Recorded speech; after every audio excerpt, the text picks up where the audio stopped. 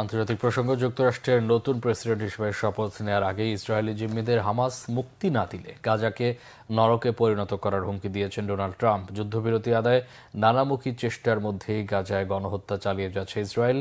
হত্যা করেছে আরও অন্তত 50 ফিলিস্তিনিকে। আগামী 20 জানুয়ারি যুক্তরাষ্ট্রের নতুন প্রেসিডেন্ট হিসেবে শপথ নেবেন ট্রাম্প। এর মাত্র 13 দিন আগে আর কংগ্রেসের আনুষ্ঠানিক স্বীকৃতির পরদিন মঙ্গলবার ফ্লোরিডার পাম বিচে ব্যক্তিগত অবকাশ কেন্দ্রে মারে লাকোয়ে সংবাদ সম্মেলনে গাজা নিয়ে কথা বলেন তিনি। এ সময় তার প্রশাসনের মধ্যপ্রাচ্য বিষয়ক দূত স্টিভ উইটফককে পরিচয় করিয়ে দেন।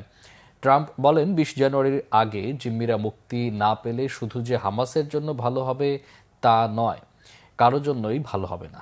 গাজাকে দোজকে পরিণত করার হুমকি দিয়েছেন ট্রাম্প। এদিকে যুদ্ধবিরতি বাস্তবায়নে হুমকি ধমকি আর সমঝোতার আড়ালে গাজার হামলার তীব্রতা কমায়নি দখলদার ইসরায়েল বাহিনী। মঙ্গলবার 24 ঘন্টায় হামলা হয়েছে শরণার্থী শিবির সহ বিভিন্ন বেসামরিক অবস্থানে। বাদ যায়নি নিরাপদ ঘোষিত সমুদ্র তীরবর্তী কৃষি এলাকা আল মাওয়াশি। সেখানে নিহতদের মধ্যে 5 শিশু রয়েছে।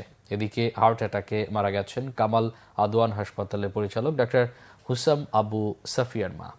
27 ডিসেম্বর সেই হাসপাতালে আগুন দিয়ে ডাক্তার হুসামকে তুলে নেয় দখলদার সেনারা।